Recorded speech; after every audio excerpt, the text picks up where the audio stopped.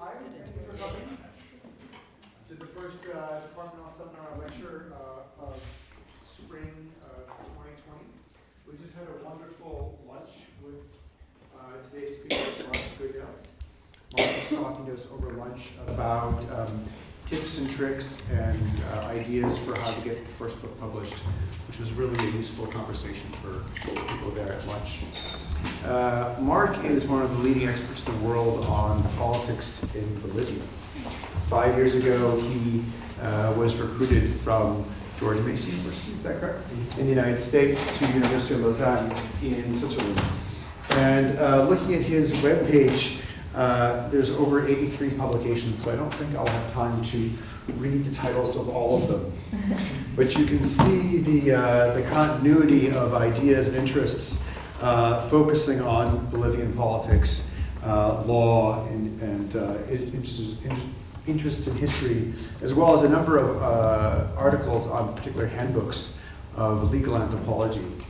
Over lunch, he was talking to us also about a new project he's interested in looking at the lithium-ion batteries and the lithium mining that's happening in Bolivia and how that relates to climate change and sort of global networks of capitalist production, which sounds really exciting. Maybe there will be some time during the discussion to even ask questions about that. The Organization for American States wrote to Aarhus University and asked if there'd be a report being made regarding Mark's lecture today.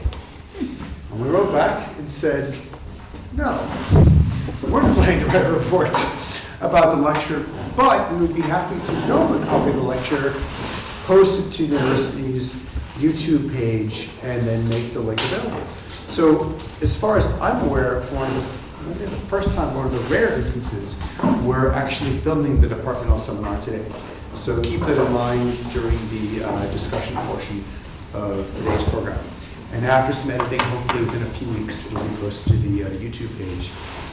If this is something that seems like a worthwhile endeavor, we can look into doing this for future lecturers as well. Please give a warm welcome to Mark Goodell. Thank you very much, Cameron. And I was just talking on the bus ride, which seemed to go on forever. It was a very pleasant bus ride from the center of town. I was at Aarhus, excuse my Danish pronunciation, a few years ago now. It would be probably 5 years ago, but I was in the center of town. I wasn't out here, so I'm very, very happy to be here, and thank you very much for the invitation. It's true that the question of the research in Bolivia has taken on much greater interest than just inside the academy. There are a lot of important issues at stake, and so I think that probably explains the interest in the Organization of American States. I would say if you ask questions afterwards, maybe don't identify yourself by name, just raise your hand. If you want to hear more of what I think about the Organization of American States, we can probably talk about that later. You'll also notice that the title has changed. So I'm also going to be giving a talk in Copenhagen on Friday. And as I reflected on what I wanted to tell you about and also reflected on current developments in Bolivia, I modified a bit the presentation. So it has a different title, but it more or less, the presentation will be more or less what I had put in the abstract, which is on the poster. Here's an outline of my talk. I'm going to first give you a sense of what's happening, the context in Bolivia, and I'm going to do that through this concept that I call in my book, which just came out in November, A Revolution in Fragments, on which much of the talk is based, that I call The Politics of Forever, which is something very important to the Morales administration, the movement to socialist party in Bolivia, and which has now, after the right-wing coup of November 2019, apparently come to an end. So this is basically going to structure my talk. I'm going to first tell you something about what does it mean, what the politics of forever means, or what it meant in Bolivia as an empirical, as a theoretical category, and why this idea of the politics of forever is an interesting framework, in my opinion, for thinking about the process of change in Bolivia. And then I'm going to talk about what it means to end a politics of forever in the context of revolutionary change. And again, that brings me right up to the current moment. And then I'm going to end by reflecting on some of the meaning and consequences of this move from a revolutionary politics of forever to a right-wing coup, and how that helps us understand processes that are taking place in other parts of Latin America, in Europe, and so on. Okay, so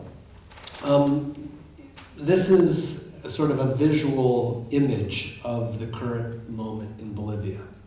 So when we start with the politics of forever, we start with a historical moment, which was the ratification of the new constitution in Bolivia in 2009. Now, I have a lot to say about the Bolivian constitution. I've written a lot about the Bolivian constitution, but we see here Evo Morales, elected in 2005, inaugurated in 2006, as the first self-identifying indigenous president of Bolivia. And it's very hard for a lot of audiences to understand what that meant or what that means to talk about an indigenous president of Bolivia.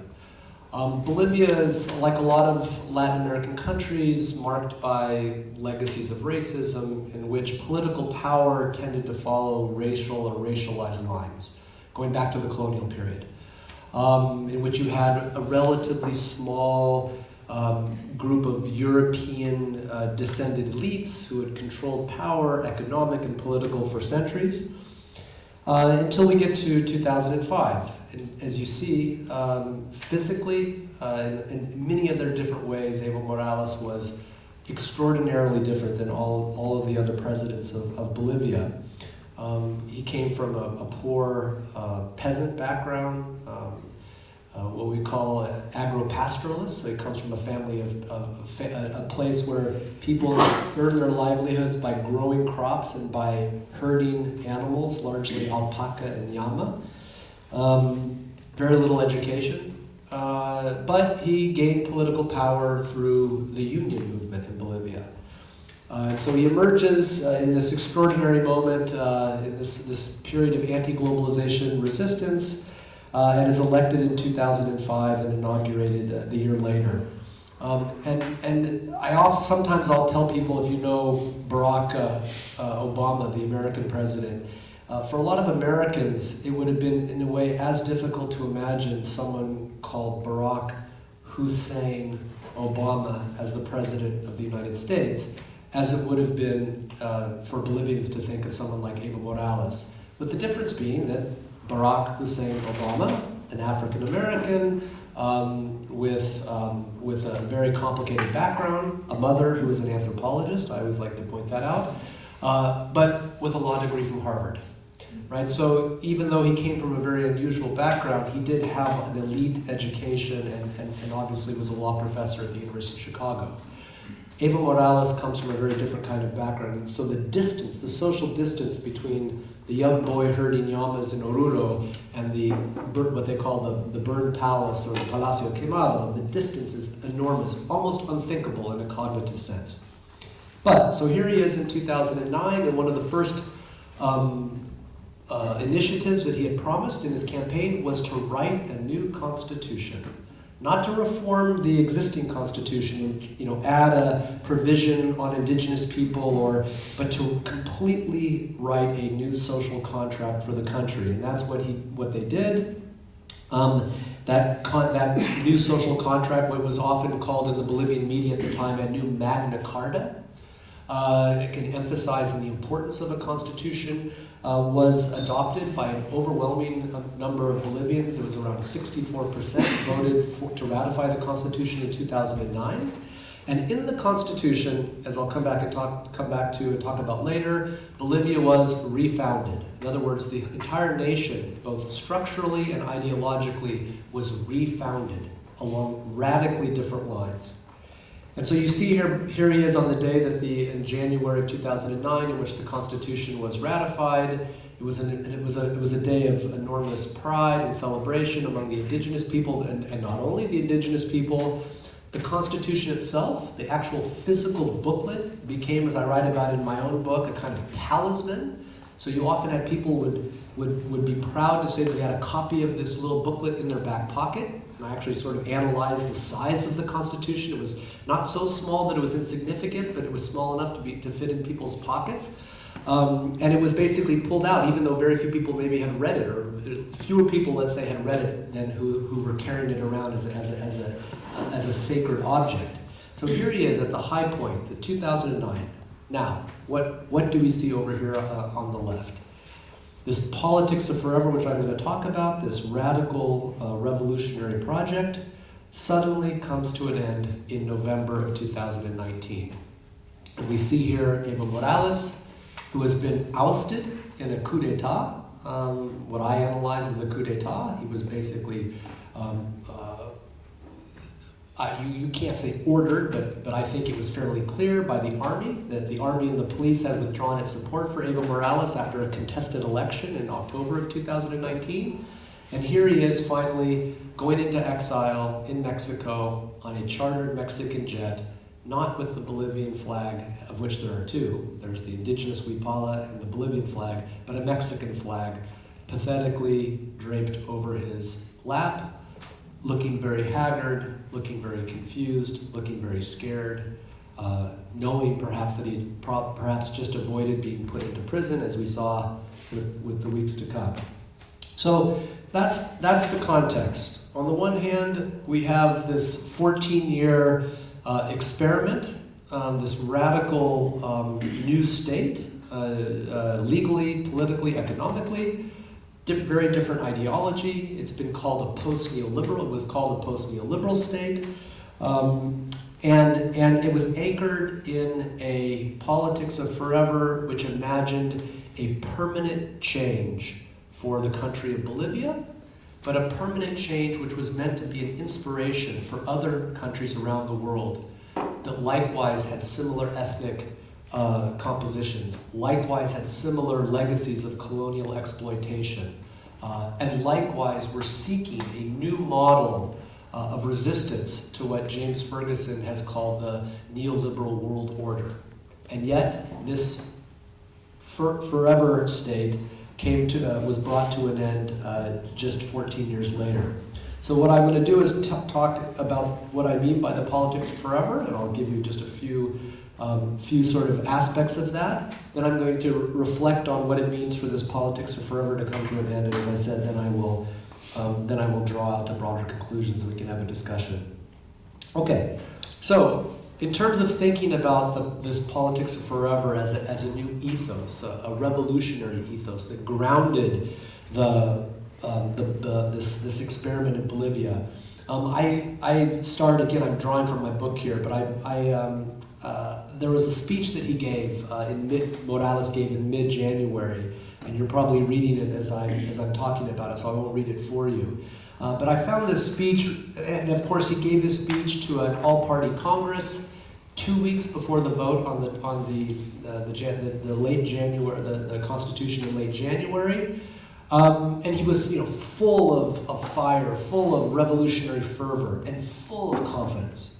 I mean, it's very difficult actually now already to think what it was like then. I was in Bolivia doing ethnographic research. I should perhaps mention that this project was a 10-year ethnographic project, not research for 10 years, but research over 10 years, 2 months there, a summer there, some weeks there, given the kind of professional obligations that we all face, which actually, as I reflect in the introduction to my book, turned out to be really interesting. It kind of turned my work into a historical project, even though I hadn't planned that. But I did start the ethnography in 2006, the month that he was inaugurated, and I finished around the end of 2016, although there were some follow-up periods. But the main bulk of the research was over those 10 years. And I remember these years very, very well. Personally, these were times in which I, as an anthropologist of Latin America, I became very politically committed to this project. I imagine it was similar to what scholars and people who were, say, doing research in Chile in the early 1970s and remember what it was like for Salvador Allende to be elected and to imagine this new world that was going to be put in place in Latin America. And we can imagine other similar places and other similar parts and similar situations in different parts of the world in which anthropologists became also politically committed. And as someone who started his research, as I did in 1996, at the high point of what they call the neoliberal period, this moment, this period of the 2006 to say 2011 was an extraordinary period to be a researcher, an expert on Bolivia, to be doing research on Bolivia. So when I read this, I see what I remember in a sense feeling that passion for structural permanent change. But this idea that the poor, the disfranchised, the indigenous people were now in the palace. That means they had taken control through democratic means of this country, and that they were going to be there forever. When he's talking about brothers and sisters here, he means indigenous brothers and sisters, poor people who have been marginalized. And the promise he was making is that this will never change. This was not going to be a temporary change. This was going to be forever, a politics of forever. So, when I think about the politics of ethnographically and also theoretically, when I think about this politics of forever as a revolutionary ethos, there are different aspects of it. But what I want to emphasize are I think, for you are three. There's certain aspects of history and the way in which history was mobilized by the Mas government as part of this politics of forever, which I think is worth underscoring. Related, but still different, is something I call time working.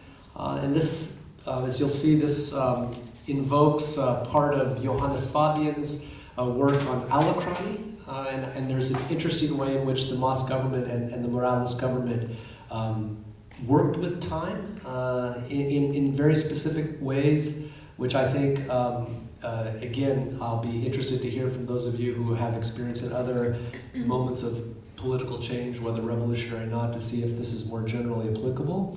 And then finally, there's a question of decolonization. Again, those of you who have any experience at all in Bolivia, if you know that decolonization became an important category in Bolivia. And what I'm going to do is I'm going to analyze that in a particular kind of way as an aspect of this general process of the politics of forever. Okay, so the first has to do with historical intentionality. Now, the language that's quoted here comes from the preamble to the Constitution. So remember, this is Evo Morales holding up this Constitution. And, I'm not sure I have time to go into too much detail about specific aspects of Bolivian history. I could do that if you want.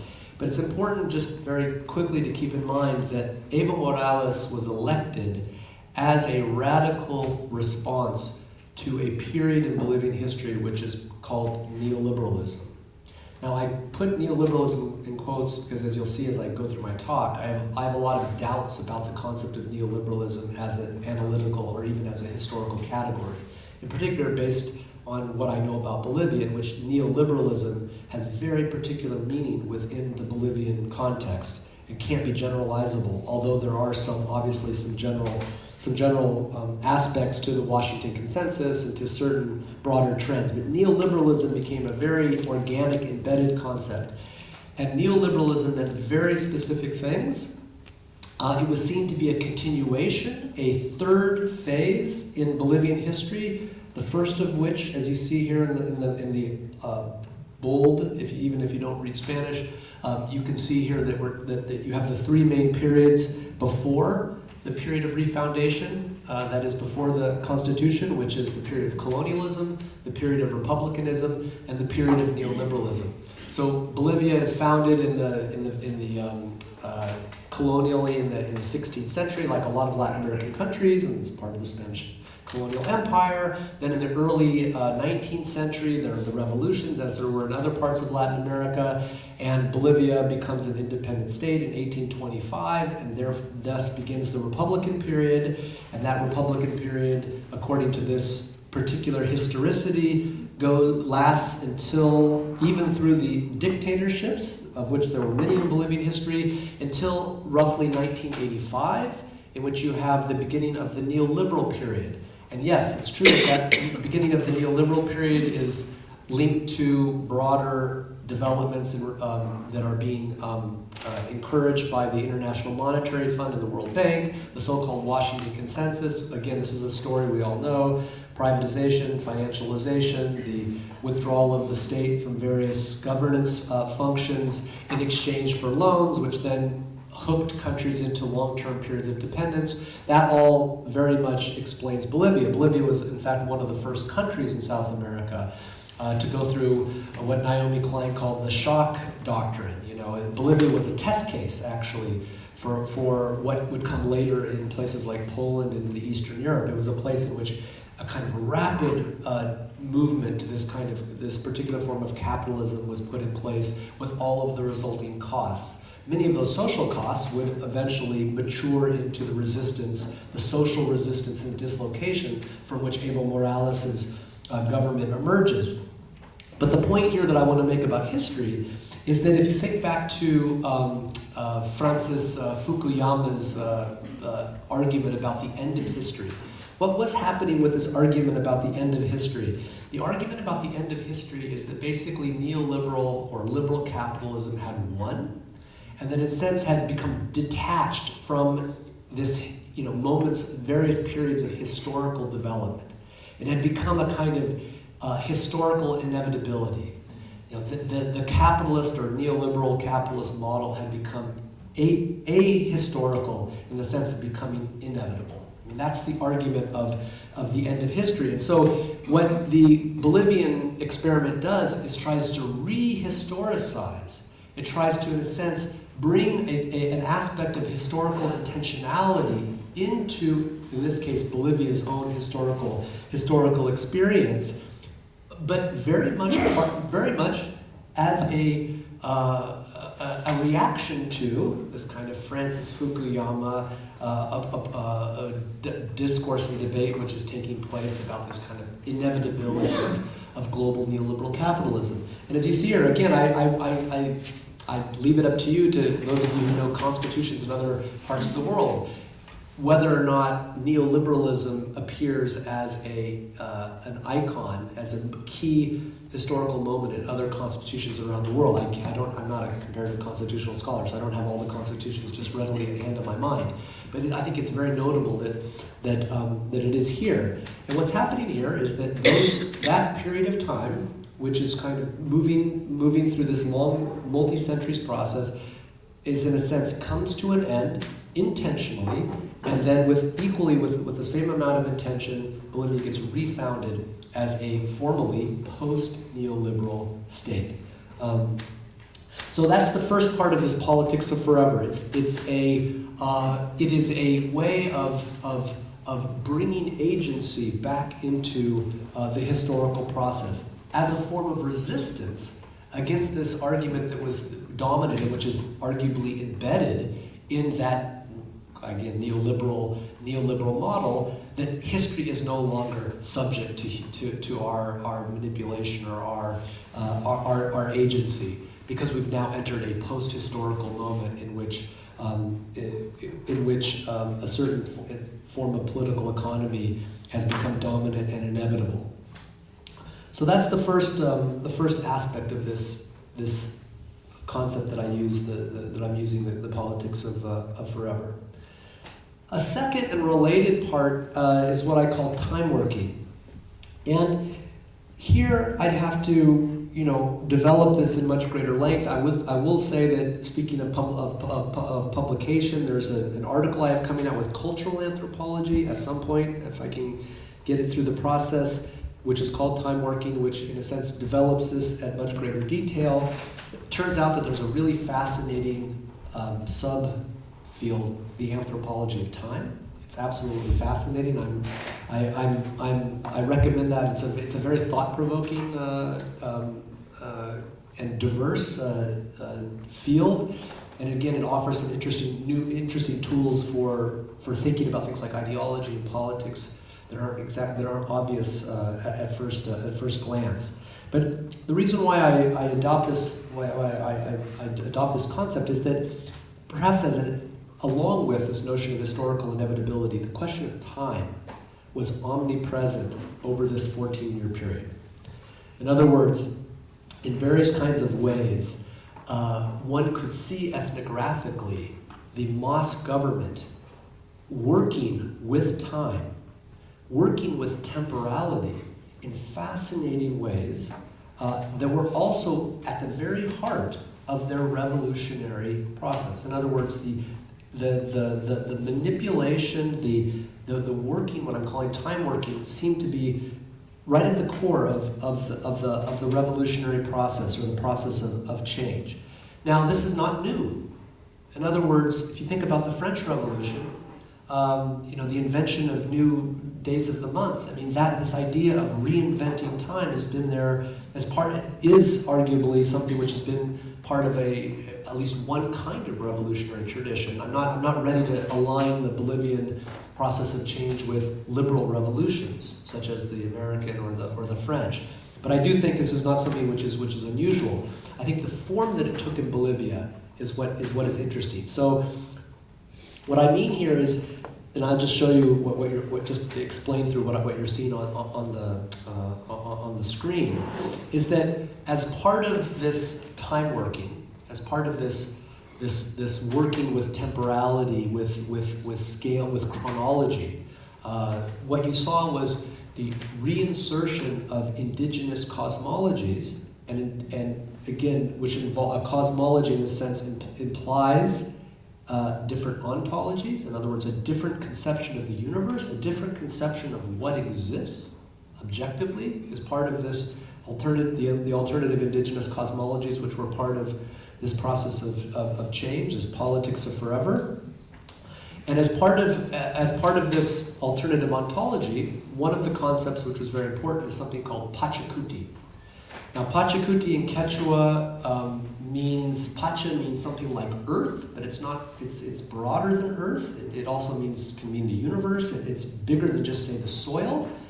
And when you add kuti to that, what you're doing is you're talking about the renewal of Pacha, or the rotation of Pacha. There are different interpretations and variations, but it basically means something like world renewal. That's good enough.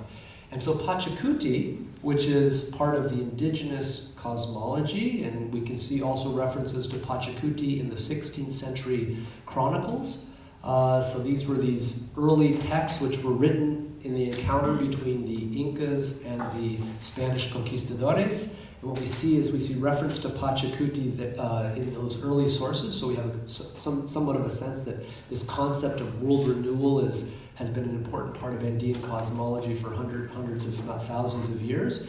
And basically the idea is that roughly every 1,000 years, the earth, or the Pacha, but it's not the earth in the say, quote unquote Western sense of the third rock from the sun in a Galilean sense, but it is the Pacha undergoes a rotation, and that rotation, that final rotation, that 1,000-year moment, is marked by conflict. It's marked by violence, but it's also marked by rebirth and refoundation. And so the new Bolivian state was identified as the sign of the Pachacuti, of the rotation of the 1,000-year period of time. And what you see over here is you see Tupac Katari, who is the late 18th century indigenous rebel who revolted against the Spanish Empire, based roughly around La Paz in the Aymara, the Altiplano of the Highlands. It was a failure. His rebellion was put down by the Spanish, and even more important for later periods of time, for this time working that I'm talking about, his body was ritually desecrated. He was drawn and quartered, which means his body was put down and all four of his limbs were pulled apart by horses. His 4 parts of his body were put on stakes and taken to different parts of this region of the Spanish Empire, and his head was put on a stake at the place in which he was finally defeated, overlooking the city of La Paz, which he had hoped to conquer. However, the moment before he died, before he was killed, he supposedly said those words. These are, again, we don't know for sure if these were his last words, but those were supposedly his last words. I will return and I will be millions. I will be millions. Again, I will come as a collective force.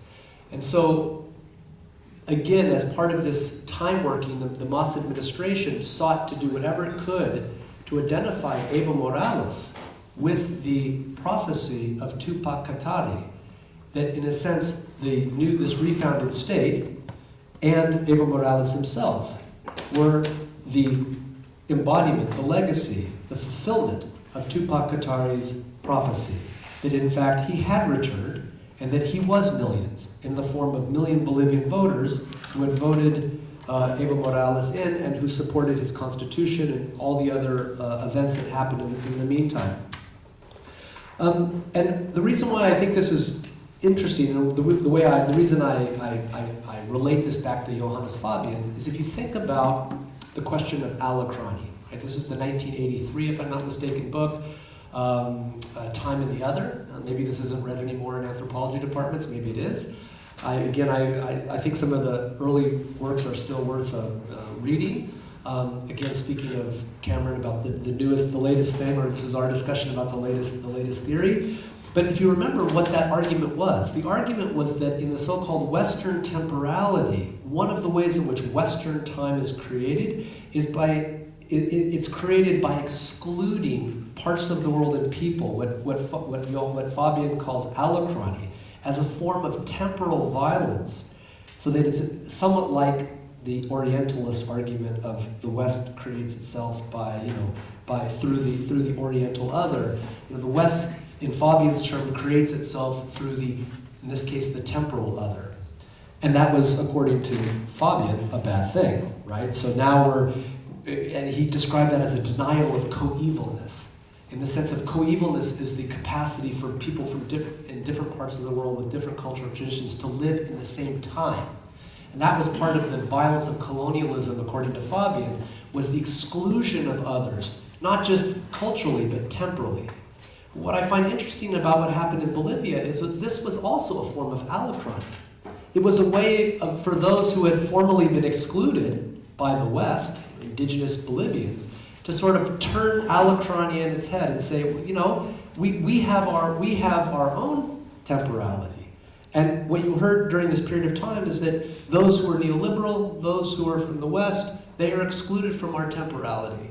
So it was an interesting way of working with time that didn't sort of seek, as you might do in a sort of human rights or a kind of cosmopolitan way, to embrace coevalness, but actually to embrace alachrony as a part of this revolutionary ethos. And what you see over here to the right, also, this is maybe more similar to what you would have seen in the French Revolution, right? Because the French, they had their own new calendars. What you see here is a completely reimagined, perhaps even invented, Andean calendar. So it's a new calendar which proposes a new concept of time. As you can see, 2020, according to the Andean calendar, is actually the year 5527.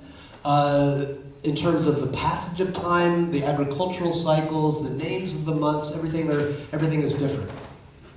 So that's what I mean by time working. And again, you see this, read this in relationship with what I mentioned, what I talked about in historical inevitability. Now, the third part of the story, at least for purposes of this talk, has to do with decolonization. And again, I don't have the comparative. If I'm wrong, please tell me, because I would love to not be saying the wrong thing every time I give a version of this talk. You should say, well, you should do the research yourself, but I'm here among very smart anthropologists and scholars, so you can, tell me if I'm wrong. But I think that Bolivia is the only country in the world, at least it was, to have a government ministry for decolonization. This was a vice ministry for decolonization. It was created, as part of the broader push to decolonize. And in this case, the academic discourse about decolonization, which has become prevalent, is not separated. In other words, this broader discussion about what decolonization means. Now, we're not talking about decolonization in the 1950s and 1960s, basically just the end of the colonial system and the emergence of independent states. Here, decolonization means much more. It means, in a way, the stripping away of structures and legacies of colonialism and neocolonialism, which find their way into very deep levels, and to make that effort an important part of a government project. And in this case, it was an important part of the revolutionary project. In other words, according to the vice ministry, this was going to be, government money was going to be put into various programs to undertake a kind of cleansing of Bolivian institutions and society, values, the way people thought, and institutions, to try and uncover the legacies of colonialism and neocolonialism. And so again, I think the idea that a vice ministry was created is absolutely fascinating. So, what did my research over 10 years with the Vice Ministry of Decolonization find? It found that in fact the Vice Ministry of Decolonization did very little in terms of actual programs. It did not produce a body, an ideological corpus, a literature, which you would think it would have done to describe what does decolonization mean, beyond, say, just phrases and kind of things that you would find, let's say, on websites and in flyers and various kinds of propaganda. And that in fact, the way I analyzed this Vice Ministry of Decolonization, which was an essential part of the politics of forever. If you're not going, according to this approach, you are not going to have a permanent transformation without decolonization. And so that's why this decolonization was so important. But what I found is, I don't know if you know the phrase a Potemkin village. Potemkin village comes from, I think it comes from Russian history. Again, those of you who know more about Russian history, correct me if I'm wrong, but I think the story comes from an emperor, a Russian czar, who was going to make you probably are going to be on Wikipedia and prove me wrong if we can trust Wikipedia, but when a czar was going to take a tour of one of the provinces, and there was a provincial governor out there, either he was Potemkin or the village was Potemkin. I don't know, but and he had promised to build and to develop this part of this province. And so the czar comes out, and of course the governor hadn't done anything. So what did he do? He sort of built the houses which had nothing behind them.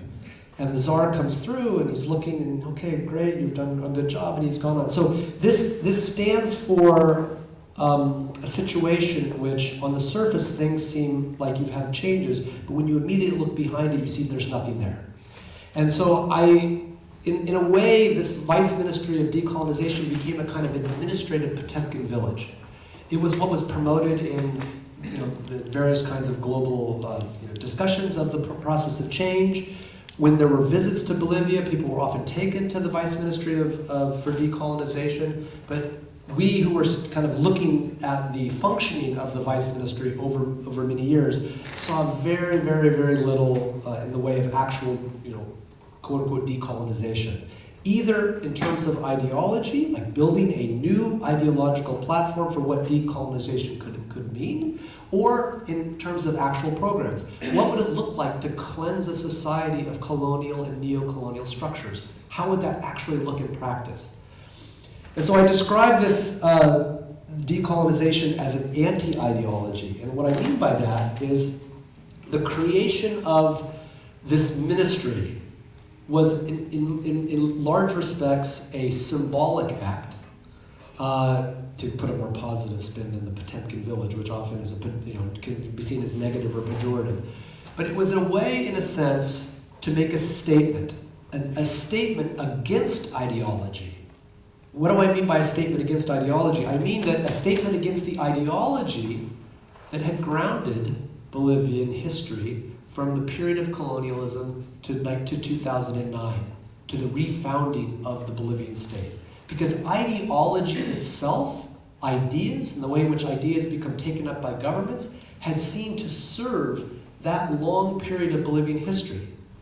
So I think that explains, for example, why, maybe even if this wasn't intentional, why, in fact, a formal ideology, an ideological program like we would have seen in other revolutions back in the Cold War, the Red Book. There was no Red Book of Bolivia. There was no sort of formal ideological program. It explains that sort of absence, but it was an important absence. And I also think it explains the fact that in Bolivia over 14 years, you have an almost complete absence of a revolutionary vanguard. In other words, although the vice president, someone called Álvaro García Linera, is himself an intellectual and had a circle of people around him, which came to be known as Comuna, the common. There's a group of people that I write about in my book. They did produce interesting literature. It was always done in a very auxiliary way. It was not part of the government, a formal government program. So again, I have a chapter in my book which I call A Revolution Without Revolutionaries. And it's basically an analysis of the complete marginalization of Bolivia's traditional revolutionary left from this so-called revolution. So Bolivia, perhaps more than other Latin American countries, has a very long history of traditional revolutionary leftist politics, aligned principally with unions, with the miners' unions, with the public teachers' unions, and with the other service sectors and factory workers, but the mining union. And it's a traditional revolutionary left, which is, again, for interesting reasons, which I could talk about in the question and answer, largely Trotskyist. So Trotsky, if you want to know if Trotskyism lives on, yes, Trotskyism lives on today in teachers' offices and in mining union offices, and you go into offices and the walls are covered with pictures of Trotsky and discussions of the Fourth International. But that whole traditional revolutionary left, which you thought would have provided the so-called foot soldiers of this process of change, were completely excluded from those 14 years. And so the idea of developing an intellectual vanguard which would develop a coherent revolutionary program, which would largely be written and conceptual and framed in a political economic way, was completely missing from this 14 years, which I think gives us obviously something to think about. And I'd be happy for those of you who are interested in the leftist politics to maybe have that question, because Morales' government was a movement to socialism. So then it provokes the question, was this a socialist experiment, and how do we understand socialism? That's a slightly different concept. Okay, so the politics of forever in Bolivia come to an end. So now let me turn to the come to an end part of it. Okay, so in October of 2019, just last year, there was an election. Now, I apologize for those of you who know a lot about Bolivian politics. Basically what happened is that there was another election, which would be Evo Morales' third election, even though the Constitution had originally established term limits of 2 terms. Now, this actually would have been his 4th election, but back in 2010, I believe it was, the Supreme Court ruled that his first election in 2005 didn't count. Coming back to the question of temporality, why? Because that election took place in a Bolivia that didn't exist anymore. That took place in what we might call late, neoliberal, however you want to, late Republican Bolivia. But it didn't take place in the post-neoliberal Bolivia that was created through the 2009 Constitution. So he was able to get a pass, but eventually he came up against his 2-term limit. So what happened is in 2016, the government put a referendum a vote to the population asking whether or not they wanted the term limit provisions to be modified so that the president and vice president could stand for forever.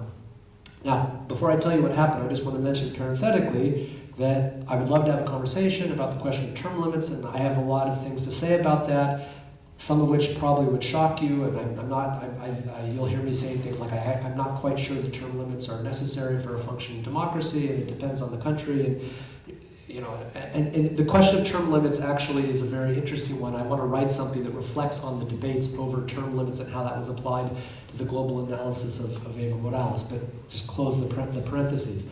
But coming back to 2016, so he has this referendum now. What you need to understand is that, which is lost in a lot of debates about what's happening in Bolivia right now, is that from the period of about 2005 to about 2016, Bolivia experienced by far the longest period of democratic stability in its history. We're talking about elections in which none of the elections were questioned by international observers. The mandate was in the 60s, I said was in the mid-60s, which was just extraordinary by Bolivian standards. So he gets to 2016 and he has this referendum, and the referendum narrowly loses.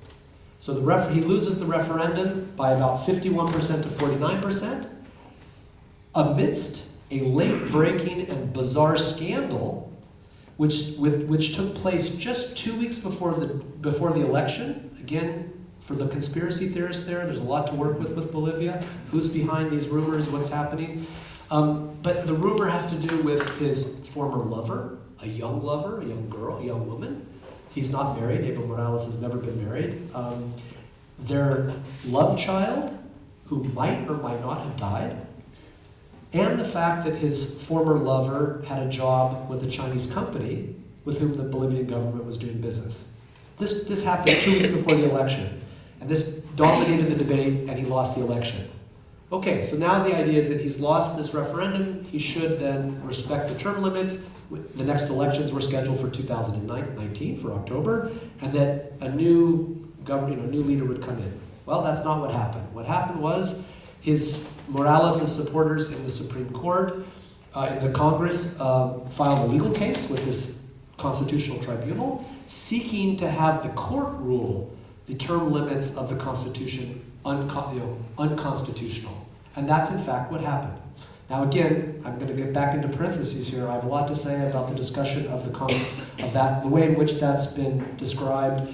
I've seemed to have spent the last 2 months, whether it's the New York Times or the Guardian or whatever, trying to clarify how people have been misunderstanding that court case. But just close the parentheses. If you want to hear about that, we can talk about that later.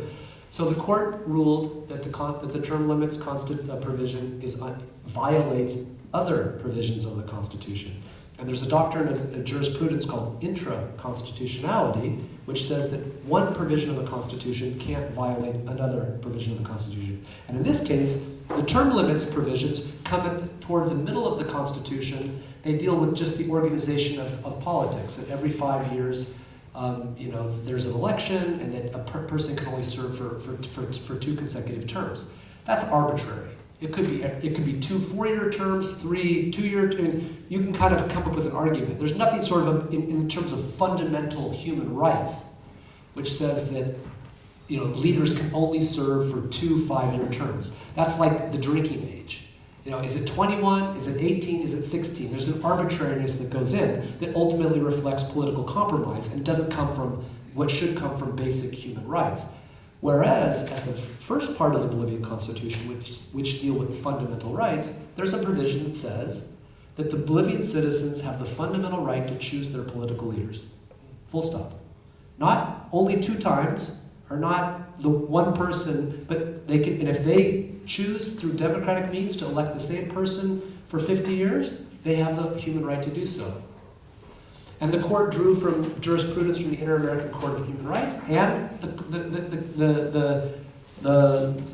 this term limits were struck. That was in 2017. So now we have an election. But as you can imagine, there are people in Bolivia who had opposed Morales for all this time who weren't very happy about that. Mostly people in the lowland parts of Bolivia, economic elites in Santa Cruz and Sucre, who had more or less been overcome by Morales through various means, but whose resentment was still there.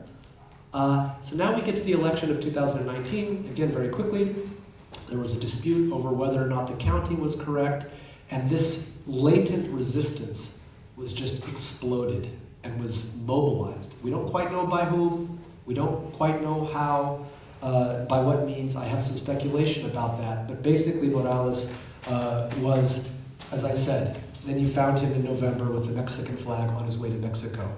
And now the process that I'll talk about just for the next 5 minutes takes place. So now we have basically the end of this politics of forever. And the reason why I'm calling it The Empire Strikes Back is because there's a Portuguese sociologist called Boaventura de Sousa Santos who's been circulating analysis privately. And in his analysis, the way in which you analyze Bolivia is as a conflict over two empires. On the one hand, you have the American Empire, which is an empire in decline, but who had seen, like most of Latin America, Bolivia in their back door as part of the Monroe Doctrine, which was a doctrine articulated in the 19th century, which basically said that the U.S. was going to play a special role in controlling what happened in Latin America to prevent other European countries from gaining a foothold. And so that was used to justify all of the interventions that the Americans did in Latin America for decades. The coup d'etat, the interventions, the use of the CIA, all of that was part of this long history in which Latin America, all the countries south of the Mexican border, were seen as a special, almost an extension of the United States. Of course, to be used for resource extraction and other kinds of things. But what he says is that American empire, and it's not just because of the election of Donald Trump, although that helps the argument, seems to be an empire in decline. On the other hand, we have another empire which is emerging, and that's the Chinese empire. And what he says, what he argues is that you have basically, Bolivia is on the crossroads, the front lines, not the crossroads, the front lines of this battle between the declining American empire and the rising Chinese empire. Now, the Chinese empire part of it is interesting. I'm not saying I agree with Boa exactly, but what's interesting here is that China has played an important role, and not just in the contract with his, as I mentioned, but China has played a dominant role in the construction of the lithium industry. They're building high-speed rail and infrastructure in Bolivia. Bolivia is part of their Belt and Road Initiative. This is one thing that's often left behind in thinking about the One Belt, One Road, or what's called the Belt and Road Initiative. People focus on Africa, they focus on ports in Sri Lanka, but Latin America is also essential in understanding the Chinese plans for the 21st century, basically. So this idea that the empire strikes back, which empire is this? According to Boa, this is the American empire. China had played an important role, and now America is fomenting regime change in Bolivia. And this is why I put Juan Guaido, who's the Venezuelan president, the Venezuelan opposition leader in the top right. I mean, we know that the United States is actively seeking regime change in Venezuela, and even up till now, there's been no ambassadorial relationship between the United States and Bolivia since 2008. So the American ambassador was kicked out of Bolivia, and then the U.S. recalled its ambassador from La Paz, and there's been no relationship at that level. And into that void, we first had Venezuela, while their oil resources were doing well. After the death of Chavez, China has now stepped in. The United States has been largely excluded from Bolivia. The Drug Enforcement Administration, kicked out. USAID, kicked out. Now that's huge. I mean, remember, this is a place where Che Guevara was killed in Bolivia in 1967, largely because of U.S. intelligence directing the Bolivian Rangers where to go find him. I mean, they have been intimately involved. The WikiLeaks cables that happened in the 2000s show the U.S. government, because there's still an embassy, worrying at great length about the election of Evo Morales and how this is, again, with echoes of the Cold War, the coming of socialism in Latin America. So we knew that America, so there is evidence for that, but it has to be, there's sort of good reason for believing that. What other things do we see in these images? Up at the top left, this is the transitional president of Bolivia, Janine Áñez. She is a fundamentalist Christian, not a Catholic, an evangelical Christian who comes from one of these lowland departments of Bolivia, as I said, that had been marginalized during this period, had not played a role. Very radically anti-Indigenous, very radically anti-Morales, anti-Highland. She, by the way, has a Twitter history which establishes much of what she thinks. And she named herself, announced herself as the new president. And as you can see here, I mean, you can't get a much more stark image of the end of the politics of forever based in indigenous cosmologies. of a fundamentalist Christian woman with one of the largest Bibles I've ever seen in my life. I don't think you can have a larger Bible than that. You couldn't hold it. Carrying a massive leather Bible, and when she walked into the Palacio Quemado, the first thing she said was, "The Bible has now returned to the Palacio Quemado." So she's called, for example, indigenous beliefs, for example, regarding Pachacuti, for example, regarding Pachamama, which is the female energy force which inhabits the Pacha, as satanic rituals. And we do know that the evangelical church of Bolivia has been supported for decades by American-based evangelical churches, and they have been very worried for over the 14 years about this growing importance of indigenous cosmologies. Why is this part of the Empire Strikes Back? No, Bolsonaro, the president of Brazil, giving his infamous two-pistol gesture. He's going to shoot anybody. This is not thumbs up. These are two pistols. This is part of his politics of authoritarian capitalism or authoritarian governance, which basically is not one which is sort of using the law and other kinds of indirect forms of soft power. This is mobilizing the army to put down poor people in the favelas of Brazil, using the army or paramilitary forces with very direct bullets, not legal cases, to put down environmental activists in the Amazon. If they're indigenous activists who are opposing a dam, they can find themselves at the receiving end of these two pistols that he is directly authorizing. So here you have the other context is this rising, and especially Brazil, which is a neighboring country and very powerful in South America. I mean, old-fashioned Latin American authoritarianism, in which the use of direct, unmediated violence becomes a central tool for protecting certain class and economic interests. So that's the other context that help us understand. And then finally, does anybody know what this is on the bottom right? This is a lithium factory in the world's largest dried lake, or salar, the Salar de Uyuni, which has, and thank you, Noah. I love when a student answers the question. Oh, I'm sorry, it wasn't Noah. Thank you, I know who you are. Thank you very much. Here we have the Salar de Uyuni.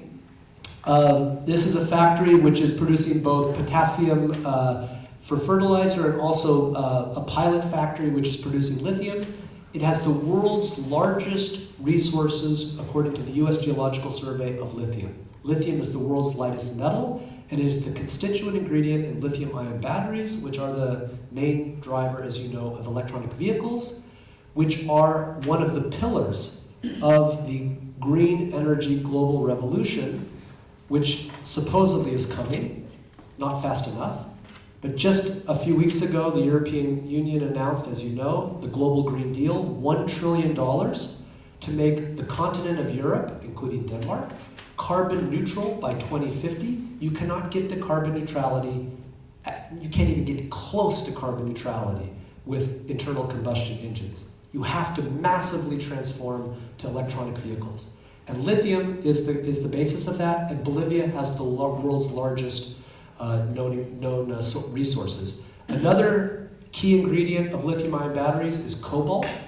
Cobalt is largely found in the Democratic Republic of Congo, and so there's another part of the resource story which involves Africa, and the DRC in particular, but in this case and Bolivia has not begun industrializing lithium at all. They're just on the cusp of that. So the question, there's a question in Latin, cui bono, who benefits? Who benefits from regime change in Bolivia at the exact moment in which the lithium industrialization process was taken past the proof of concept phase? They're just on the cusp of industrializing. They were under a complete state-controlled process. So if you think about Norway and Statoil, which I think has a different name now, they don't call it Statoil, they call it something else because they don't want oil to be in the title, but it's still a state oil company. So Norway is interesting, and I know this is a neighboring country, but it's interesting in the sense that Norway is the greenest country in the world by far. Over 95% of its energy is hydroelectric, renewable, And last year, over 60% of all vehicles that were 60, not 16, not 6, over 60% of all vehicles that were sold in Norway were either electric or electric hybrids. The next was something like France, which was 2-point-something%. I mean, Norway is this green utopia, except that all of its money comes from exporting oil. Okay, that kind of takes the mood down there. So lithium is, the reason I mention that is that the reason why Norway is interesting for Bolivia, and I often make this comparison, is that that is a state oil company that created a sovereign wealth fund based on the post-war development of oil that took Norway, and I don't need to tell you in Denmark this, Norway was actually not, it was kind of a poor, relatively poor country, although they always had high levels of literacy, as Eric Hobsbawm has shown, but they were relatively poor. But it took that country up to the top of the Human Development Index on the basis of a state control of its oil resources. So Bolivia stands at the cusp of this moment. But if you're a private lithium company in America or in Chile and other places, you don't gain anything if lithium remains a state project.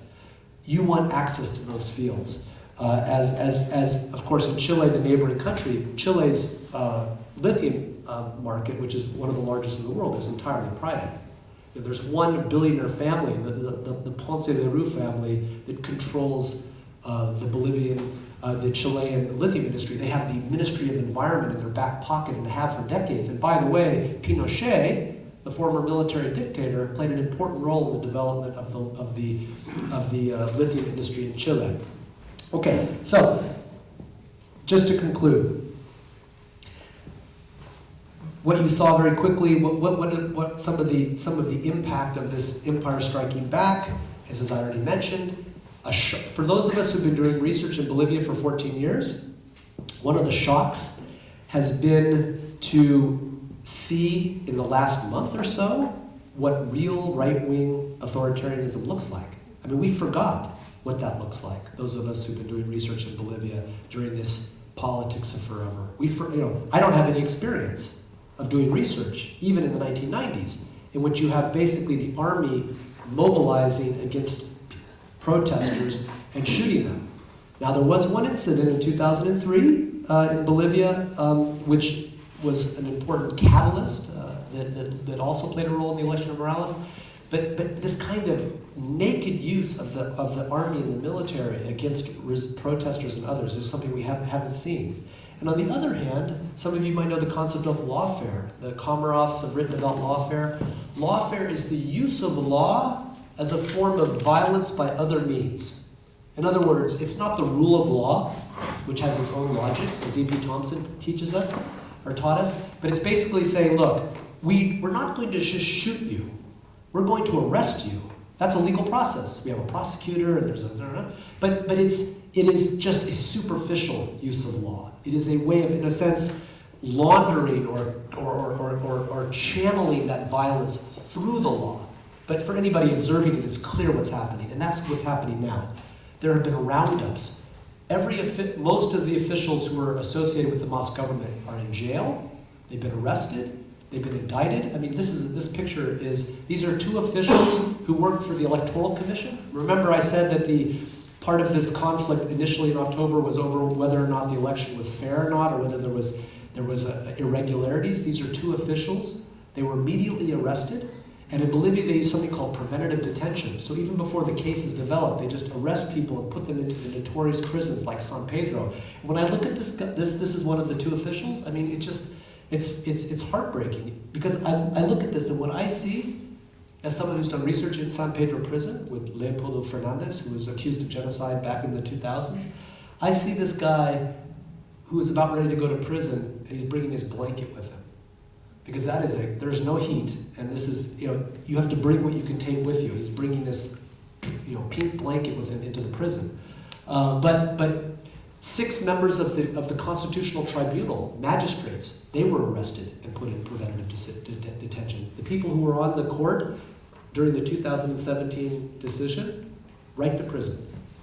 People have been arrested for what they're calling electronic subversion, people who have radio stations which are critical of this transitional government, they go to prison. And what's the concept that's being used, that's come back? Sedition, sedición. That is everybody who's going away like this, they're being accused of sedition. What is sedition? We don't know. Okay, so now before I start on this, I just need to know if I'm way over time. I'm way over time. Okay, so what I wanted to, maybe I can fold this into my comments, and as you can see, I have a lot to say about this. This could be more like a Castro level 6-hour discourse, but these would be my reflections, and maybe again in the process of the questions I can build on this. But in thinking about what this story has to say to people who don't work in Bolivia, I think that there are things to say about colonialism and neocolonialism, about the ultimate limits of the politics of identity or recognition, about what I'm calling the naturalization of capitalist governance. That's a little bit more ambiguous, which needs to be explained.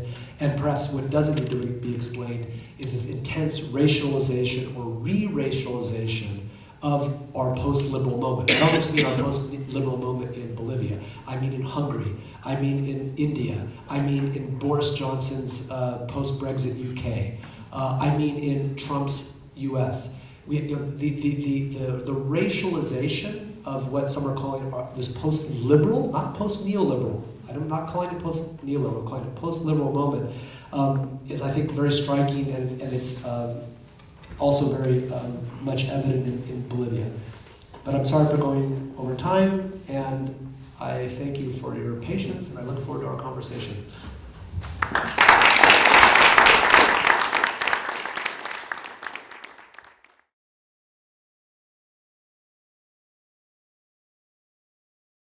I want to thank you, Mark, for really thought-provoking and engaging talk. It was incredibly, how would you say, in my world, it was karma.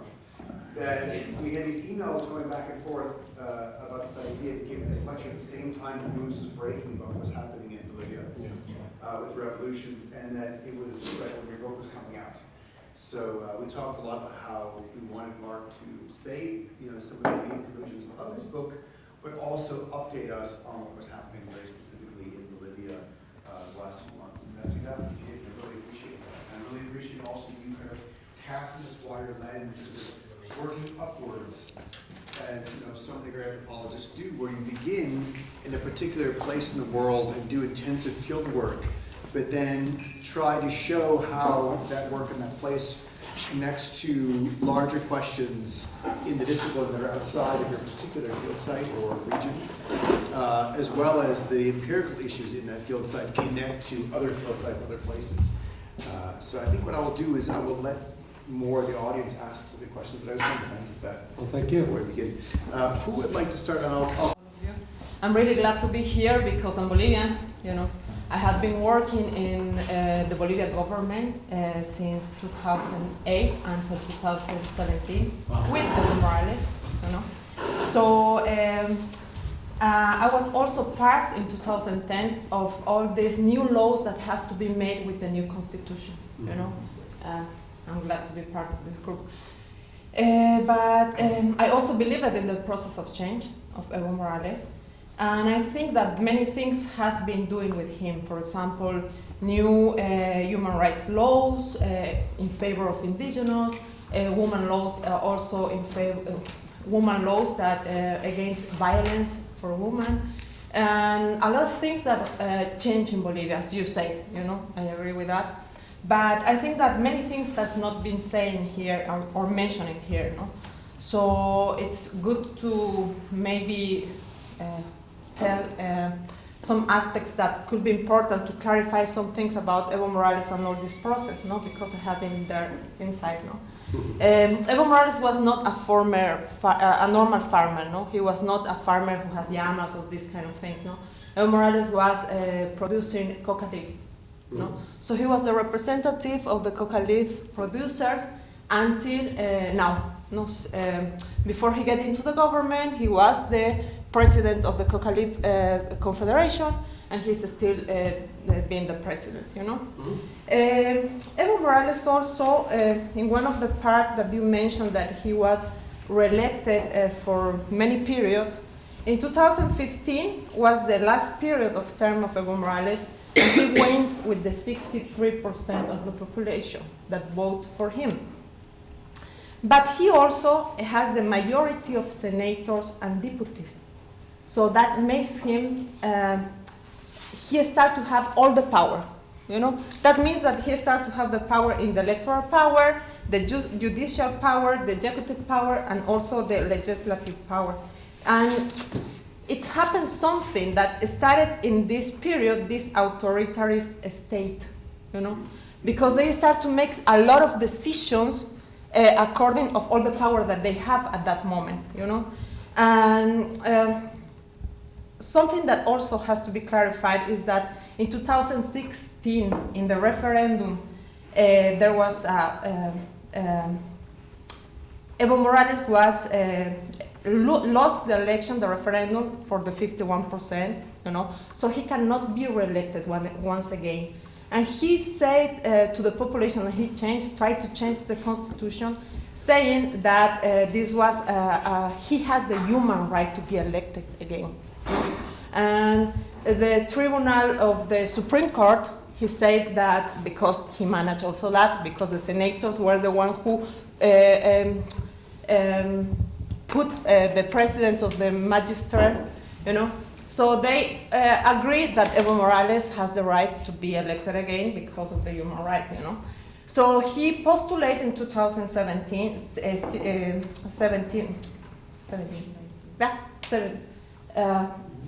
for these new elections in 2019, and something that was not mentioned is about the fraud, you know.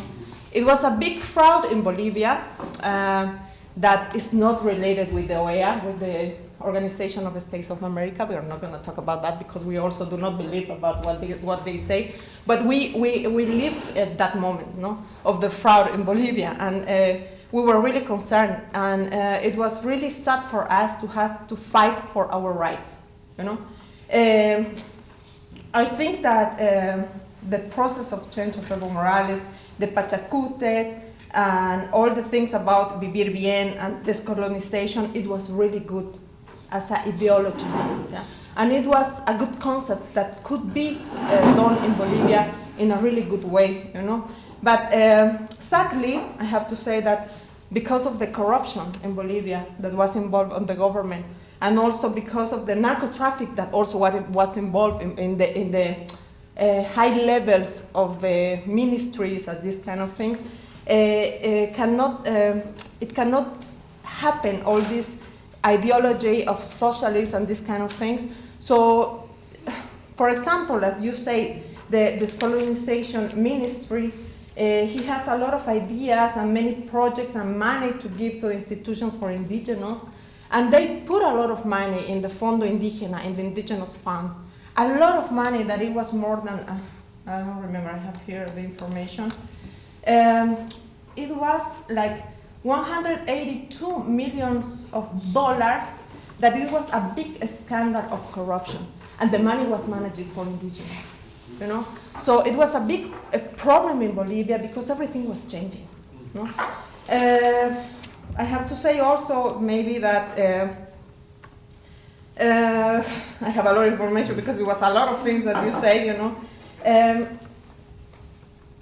Evo, in the moment that he lost the elections because of the fraud, you know, it was a big convulsion in Bolivia. Everybody was in the streets trying to fight for their rights and to protect their vote, you know. So everybody was also tired about Evo Morales, all these authoritarians that he was having in Bolivia, you know. He increased in that for 10 years the repression against the opposition. There are a lot of control of the media. There was a lot of things that was not said now, and I think that in my opinion this last period of 2015 was the start of the end of Evo Morales, you know, because he started to have a lot of power, you know, and he thought that having all the power he can stay in the government forever, you know. It's not that I didn't like Evo Morales. I have to say I worked for him, and I was in the process of change, and I did a lot of things trying to help the indigenous people, no? Because it was racist, and I agree with you. It was a lot of things that was not right, no? And it was a lot of different state, poor and rich, no? It was a big gap, no? He did many things, you know, but in some way I think that we have to understand this political situation of Bolivia, you know. Now Bolivia is in a process of transition, you know. It's a new president who she came in succession, you know. We can say that we can discuss a lot if it was a cop or it was not a cop, because that. But I think that that's not the point, you know, because it was fraud and the people was really mad, you know. So he has to resign because of the military, the police or whatever, you know. But in this point now we have a new president, you know. That she was elected, she was not elected, sorry. She was the second on succession because Evo Morales resigned. The vice president resigned also. The senator, the first senator resigned, that she was on the party of Evo Morales. So she was the second of senator. And in the constitution, she was the one who has to be in the power, you know, because there cannot be this hall of power, no? So she was the president, she's the president now, you know. I can say many things also about the Bible and this kind of things that I do not agree also with you, you know. But we are in a process of transition, and I think that the only thing that we as Bolivians want is a free election, a transparent elections, and we hope that this is going to be the best for us, for our future, you know. If we're going to talk about the lithium of these kind of things, this is also only a transitional period of this president, no? Mm-hmm. She now wants to be a president, she wants to be elected, no, but in this case, I think that about the lithium and all the contrasts or these kind of things, we have to understand that this is something or a discussion that has to be made with the next president that has to be elected, you know. It doesn't matter if it has to be of the movement of socialists, that is the party of Evo Morales, if that party wins, or another wins, you know. But it's something that now we have to wait what is going to happen in Bolivia. We hope that it's going to be the best for us and for the indigenous and for everybody, you know. So, but it's really. Can I ask, is there something that Mark can respond to? Is there a question? Or you just wanted to say those words and have him respond to those? No, I just want to maybe clarify some things that was not mentioned, you know, because it's important to say. Absolutely, and first, you know, thank you very much for that, for those comments. You know, obviously there's a lot we could probably talk about, which would only interest people who are, you know, talking about and thinking about Bolivia in terms of very specific issues that you mentioned, which I would have different interpretations of and so on. But I wanted to say two things by way of response. The first is, you're entirely right in my sort of description, my very brief description of Evo Morales for a non-Bolivianist audience of people who perhaps don't have a lot of information about Bolivia. I wanted to emphasize in the most general way I could the social distance that his election represented. And even though he himself was not an agro-pastoralist from Oruro in his adult years, he is born in a family and comes from a part of Oruro where that kind of livelihood was, you know, he comes from a peasant family. However, it's true what you said, is that and that's also a more specific part of the story, is that, and it also helps us understand the end of Evo Morales, and I agree with that, is that he comes up as a union leader. I mentioned that. I didn't say which union. It's the Coca Growers Union. That is perhaps not so relevant. It's relevant for outside audiences who think of coca and cocaine and narco-trafficking and so on. But for me as an analyst, what's important about that is the form of political power which one develops and learns in the sindicatos, and it doesn't matter whether it's the Coca Growers Union or the mine union, is a certain kind of political power which is not very compatible with democratic politics. In other words, the idea of regularly, you know, sort of transitioning. It's a form of political power which is based in charisma, It's based in very hard kind of politics in which your enemies are excluded. And again, we have the history of people like Juan de Chin and others who are union dirigentes for 30 or 40 years. So even though some dirigentes of unions, go through rotations, there are some cases in Bolivian history, famous Bolivians who were in power for decades. So to the extent to which Morales had an education as a political leader, it was as a syndicalista, and that was something which was very difficult to map onto in this case, what was a sort of liberal conception of political power, in which a well-functioning democracy is one in which the political leader regularly rotates, and in which political power is not supposed to be concentrated in a particular person, but in a system and in a society. That was very difficult to reconcile with that, so I agree with you that that's important to emphasize his origins. But a second thing I wanted to say is the conception of our future. And I'm not a Bolivian, and so I always want to make the concept that I remain a gringo. No matter how much I'm part of the compadrazgo system. I'm a padrino de los camisoles in this little pueblo. I lived in the norte de Potosí for almost 2 years in Alonso de Ibañez. I studied Quechua for almost 4 years. It's still passive, but I use Quechua in my, which has helped in my research to be able to sort of develop those bona fides. But I will always be an outsider, and I will never. I never claim to have the same stakes and the same interest as Bolivians themselves. So I always want to make that point. But what I will say is that the conception of our future is not as straightforward as you mentioned. I don't think you can talk about our future as Bolivians in the sense, and this is in part a consequence of the Proceso de Cambio, which was one which used this brings me back to something I'm talking about the limits of the politics of recognition here. Morales used, the Mas administration used what I call, they adopted what I call an emancipatory ethnocentrism. That is, an ethnocentrism, a kind of racism, which was meant to be emancipatory. That is, in privileging indigenous people, and not all indigenous people. That's another point which I didn't emphasize. There was a huge divide between the Altiplano, what was called the Aymara oligarchy, and say the Guarani and the lowland indigenous movements. So even in this indigenous state, which is what Nancy Postero has called, my colleague has called this, the effort to build an indigenous state, there were already exclusions taking place. And when you saw the people primarily in La Paz and other cities, Cochabamba, of course in Santa Cruz, but more worrying in places like Cochabamba and La Paz, who took to the streets in the early days after the election, what you heard from them, and what I heard from them, is one of their criticisms of the Morales, of the Proceso de Cambio, was there before the election. That's the other point. It didn't start at the election. It was the idea they felt excluded because they themselves didn't identify as indigena. Right? They weren't part of this indigenous state. They were either mestizo, or they had other kind, or they just, because again, we know as anthropologists that ethnic identity is descriptive. That's the difference between ethnicity and race, according to the literature at least. Race is apparently something that you have no matter what you say about it. Ethnicity is something you can adopt, you can change, you can move between ethnicity. And Bolivia is a perfect example, like other Latin American countries, where people often will move between ethnic identities. Yeah?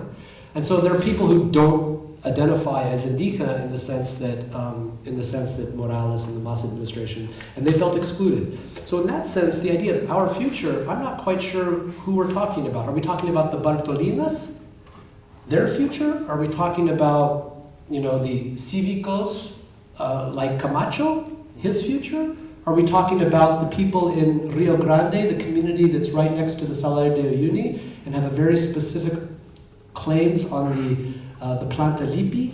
Are we talking about the cívicos, the Potosinos, who are, a new civic movement has emerged in Potosí, which is different than the people the Potosinos who live near the plant and who see their civico leaders in Potosí as their enemies? So it's not quite clear who our Bolivian is.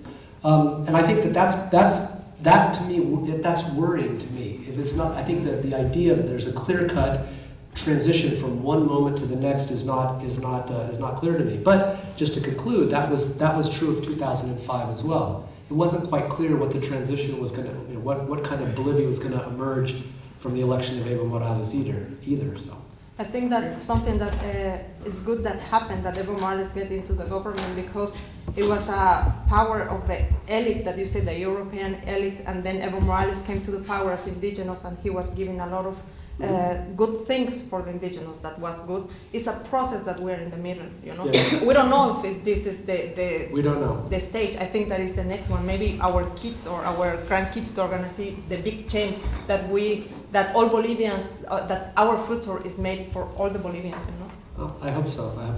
Thank you very much for your paper. I had a question about the forms of temporality that underpin this kind of revolutionary kind of politics of forever. So the ones that you picked out, we had in the Constitution, this kind of periodization of history, colonialism, republicanism,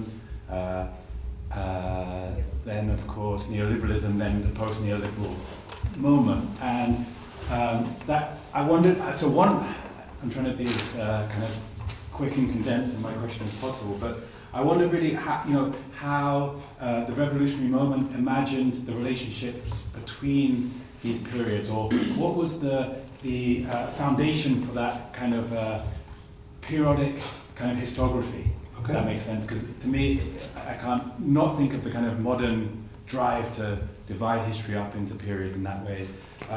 Then you also had, of course, like the kind of indigenous cosmology and its kind of temporal imaginings. And you mentioned that, and I thought it was interesting, you said a world renewal. But then you also said a rotation. And they're kind of two different things. And so my most fundamental question is, if you think about periodization and if you think about rotation, they both kind of emphasize the temporariness of a specific historical or cosmological moment. So in light of those, this kind of politics of forever, which argues precisely that we're not in the midst of things. We argue precisely that the midst of things is behind us, and now it's a kind of end of history kind of argument, just pitched in a different kind of way. What was that intended as a kind of performative statement that sought to bring about the world it described? Was it actually a kind of ontological statement that was somehow underpinned by these indigenous cosmologies? How was that statement intended? Because it might seem a little bit naive, given these forms of kind of temporal practice that emphasize temporariness, if that makes sense. Yes, I'm looking forward to responding to that. And Victor? I have a very quick question. I was really interested in what those Trotskyists who got marginalized or probably did help get Morales in power, what they thought during all of that period and what they thought during the transition period that we're going through now. And whether, from what I've read a lot of opposition to Morales and criticism of the way in which he destroys social movements in Bolivia during his time, the same way that Correa did that in Ecuador through law, through arresting people, and the way he paved the way for a right-wing coup by destroying all adversaries that were his previous allies. Right? So, that was it. Okay. Yeah, so I should declare first of all that I'm not an academic or anthropologist. I just came here with my daughter, so a student. But I am a trade unionist and political activist on the left of the British Labour Party, very much part of the Corbyn project, which obviously was a direct challenge to the hegemony of neoliberal orthodoxy. So, I mean, my point is a bit related to the last point. I mean, you did sort of invite a question, if you like, of what was it that caused that disconnect between, what we might see as the traditional left, the forces who would have driven a sort of traditional socialist revolutionary movement, what caused the disconnect between those forces and the Morales government? Wow. Thank you very much. And I'll just start with the first. So I think, just to give a little bit more background, so the idea of world renewal and rotation, just at an analytical perspective, those are not meant to be different kinds of things. In other words, the renewal, because again, it's hard to translate that exactly into English, but the way I would understand that is that the renewal comes through the rotation. But importantly, Pachacuti cannot be used to imagine the creation of something new out of nothing, right? So it's the idea that there's an ontology of the universe which undergoes regular rotations, and again, if you thinking comparatively, there are other kinds of historical theories again that have to do with decaying empires, and there's some interesting resonances there, but they're only kind of just comparative. I mean, you wouldn't make the argument that there's a kind of global theory that is taking like an evolutionary approach to understanding that. But the point is that it's not meant to be a sense of creating something completely out of nothing. So I think that to me is not so problematic. The second point you made is very problematic. Not that it's a problematic question, but it's a very acute question, and that is that the answer to how does the politics of forever intersect with an ontology inspired by indigenous cosmology in which there is a regular objective rotation in time, which might last forever. That rotation goes on forever, right? What is renewed might be different, but the ontology the way you might say that is that just shows that there were contradictions and inconsistencies in this politics of forever, in this governing project.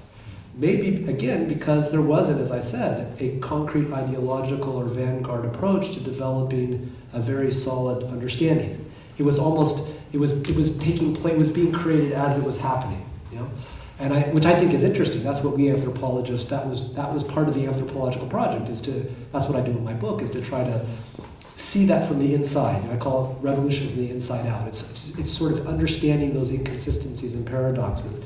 But as those get translated up into a sort of a theoretical or ideological program, you have some problems. And I think it does also, coming back to the gentleman's third point, I think it does have certain resonances with some of the contradictions in historical materialism, because if you think about the historical materialist approach, it's the idea that you have a dialectical conflict in each historical era between different kinds of economic classes. But remember, eventually that supposedly objective Hegelian dialectic withers away and gives way to the period of communism, in which, in that sense, history ends as well, or at least the dialectical process ends. And there were always sort of contradictions there about that as well. And I think in some ways there's an interesting parallel with the politics of forever in Bolivia.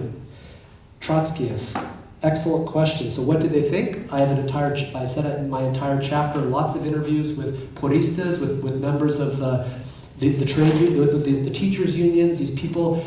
And basically as the period that you described, as Morales started to concentrate power, especially I find the period after 2011 very important, because there was the first real crisis was over a road through the Amazon called Tipnis, and that was the first real crisis of the Bolivian government in which the indigenous movements, especially the lowland movements, challenged Morales specifically on the basis that he wasn't protecting Pachamama, he wasn't protecting indigenous people. And that was the first place in which the government was very close to collapse. They resolved that conflict. And so after 2011, this is when they started to concentrate power much more. They started to do less in the area of autonomy. Eventually the Ministry of Autonomy was collapsed into a vice ministry, which showed that the whole project of creating these plurinational autonomies became less relevant. There was a concentration of power. Now we're into the weeds of Bolivian stuff, so I apologize for that. But through that whole process, the traditional revolutionary left, the Trotskyists, were increasingly marginalized. And in fact, what they did was they started to take their propaganda organs and take them online.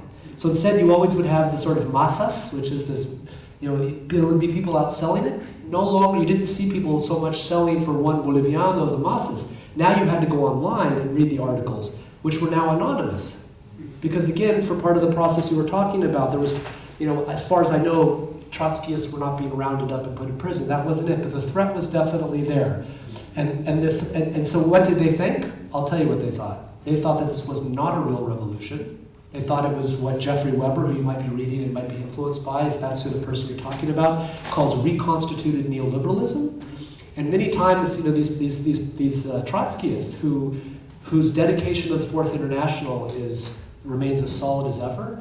I think also parenthetically, in terms, if you're interested in traditional revolutionary politics and leftist politics, you might ask why Trotskyism in Bolivia, why not Maoism or some other kind of branch of traditional left politics. And I think it's because the Fourth International, Trotsky himself, when he was exiled and excluded by Stalin, and went off to Mexico City where he was killed by an ice pick to the head in 1941, he was always hostile to the state. The doctrine of permanent revolution is one in which the state is always an antagonist. And the idea is to constantly be mobilizing on the streets and be very suspicious of the state. That's, of course, just a conflict between Stalin and Trotsky. Stalin was the one who was arguing for communism in one country and the importance of the revolutionary state, et cetera, et cetera. So in the case of Bolivia, who was the state for decades? The state was military dictators. The state was always the enemy of, with certain periods, let's say the National Revolution, but the state was a structurally hostile actor. So Trotskyism became, embedded. And when you ask them, I talk about this in my book, but I asked a leading purista one time, the direct question: do you think that this is a revolution? They're calling it a revolution. Do you think it's a revolution? And his answer was absolutely not. How do you know it's a revolution or not? You only ask one question: what is the place of private property in the state? And in the Constitution, private property is protected. And in fact, over the 14 years, in Santa Cruz, in many other places, private property, they didn't do anything with private property. In fact, in Bolivia, you had kind of this little socialist world that involved the natural gas industry and a few other, and it was going to involve lithium and the system of bonos, and there was a kind of a social security net that was created. But there was a whole other alternative universe, which was a kind of neoliberal Bolivia that just continued. Santa Cruz and large landowners, the 4 largest mines in Bolivia, which is really problematic, remain in private hands. Even out in this area of where the over here, in this part, there's one of the largest mines called San Cristobal. It's owned by a Japanese company, Sumitomo. And so you would think that Bolivia, he would have nationalized the mines. He didn't nationalize the mines. He didn't confiscate large land in Santa Cruz. So, but see, I'm not ready to say, oh, of course, that means it's not socialist. I think, again, that's too dichotomous, that's too black and white. But that's what most of the Trotskyists think. They think that this was basically a hidden form of neoliberalism, which was wrapped in indigenous ethnic clothing that continued. Now, thank you for asking about the British labor movement. So, this actually takes me to the question of the limits of the politics of recognition, and strangely, Blair's critique of, Blair is the one that's making the critique about, I can't remember the phrase, he just recently talked about it, of as a critique of Corbyn, and the Corbyn the Corbynistas, or the Corbynites, that it basically, they were too much focused on identity politics. Now, he's making that argument not because he's a real socialist who wants us to get back to the politics of redistribution and is arguing for a massive redistributive. He's doing it from, say, the right, the right wing of the labor movement. And in fact, there's nobody making the old-fashioned socialist argument.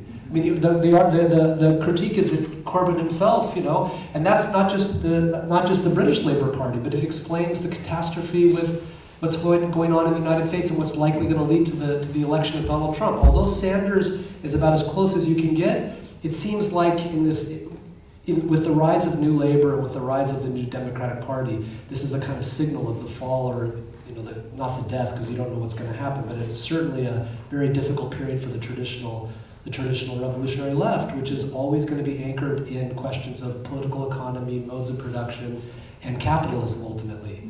And nobody's making the argument about global capitalism, at least in major parties. I mean, Podemos in Spain has its moments, but so I think that's what I would say. The question, I think, would be, what does Bolivia have to tell us about traditional leftist revolutionary politics? And I think The point I would make here has to do with the ultimate limits of the politics of recognition. And I would suggest that Nancy Fraser, who's an American political philosopher and who articulated a theory of justice, which I still think is the most comprehensive and compelling theory of justice. You can use that actually, as I do in the conclusion of my book, to analyze the process of change, in which she argues that all robust processes of justice must involve a politics of recognition. So we have to agree that identity harms are a specific kind of harm, and agree with people like Axel Honneth and Charles Taylor and others who are arguing for that. I agree with that.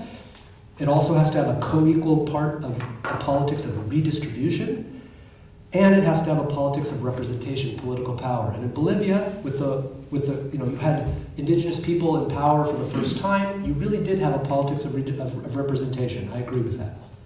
You certainly had a politics of recognition. Obviously, as we said, the idea that recognizing indigeneity and indigenous people, their indigenous nations, even embodied in the person of Evo Morales, was a kind of recognition justice. Mm-hmm. But it was really on the question of redistribution that Bolivia failed. So there was some small-scale redistribution, which was made possible by the nationalization of the gas industry, but you did not see a wide-scale redistribution of resources, particularly in Santa Cruz, which not coincidentally remained the basis of opposition to Morales. So what I argue in my book is there was redistribution, but what was being redistributed, and this is going to sound too academic for you probably, was the symbolic capital which came from recognizing indigenous identity. That became a form of currency. The symbolic capital which was created by recognizing indigenous people, which then could be commodified and mobilized. But that's not the kind of redistribution that Nancy Fraser was talking about. That's basically the story of the dilemma of the contemporary left, I think, right there. Wow, and on that amazing note, thank you so much for coming, Mark, and thank you for participating. Thank you.